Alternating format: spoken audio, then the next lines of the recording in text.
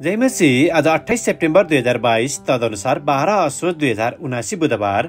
आज हामी माथिल्लो कोठाबाट हेर्नेछौँ। आजको शीर्षक छ सबैलाई प्रेम गर। आज हामी परमेश्वरको वचन यूहन्ना 13 को 1 देखि 17 सम्म पाठ गर्नेछौँ।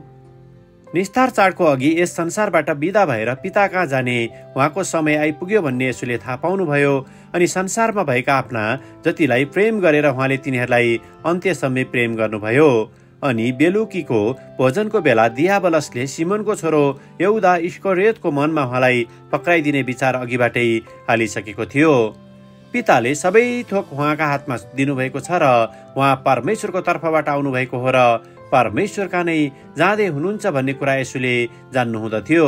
अनि उहाँ भोजनबाट उठ्नु भएर बाहिरी वस्त्र एकातिर राखी एउटा तौलिया आफ्नो कम्मरमा बेर्नुभयो। तब उहाँले बाटामा पानी खन्याउनु भएर चेलाहरूका गोडा धुन लाग्नु भएर आफूले बेरेको तौलियाले तिनीहरूका गोडा पुस्न लाग्नुभयो। तब उहाँ सिमोन पत्रुस कहाँ आउनुभयो। तिनले उहाँलाई भने, प्रभु, के तपाईले मेरा गोडा धुने? यसुले तिनलाई जवाफ दिनुभयो, म के गर्दैछु तिमी अहिले जान्दैनौ, तर पछि बुझ्नेछौ। आमेन। यूहन्ना 13 को 15 लाई लेखक यहाँ जोड दिनुहुन्छ।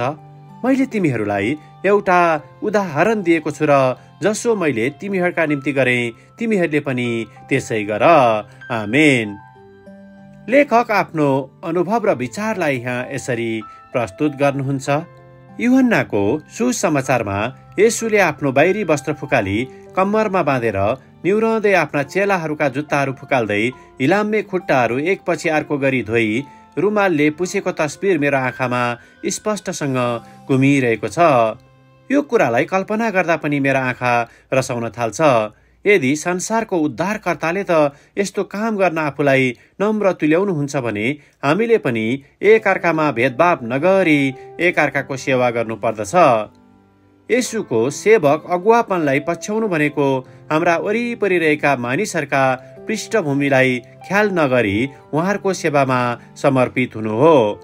ख्रिस्टले हामीप्रति गर्नुभएको प्रेमको कारण हाम्रा समानता र असमानतालाई वास्ता नगरी हामीले सबैलाई प्रेम प्रदर्शन गर्न सक्छौँ।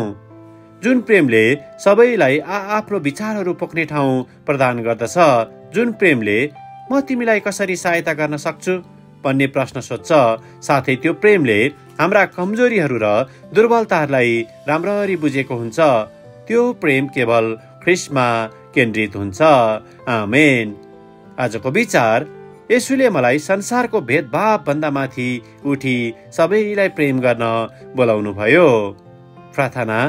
प्यारो स्वर्गीय पिता, हाम्रो निम्ति गर्नुभएको बलिदानलाई सम्झन सहायता गर्नुहोस्। हामीले भेट्ने सबैमा ख्रिस्टको प्रेम र आनन्दलाई फैलाउन हामीलाई अगुवाई गर्नुहोस्। येशूको नाउँमा आमेन। आजको लेखक जानिस ग्रेग प्रेसले, मेरील्यान्ड, अमेरिका। आजको प्रार्थनाको विषय, ख्रिस्टले झैं अरूहरूलाई प्रेम गर्न सक्नको लागि।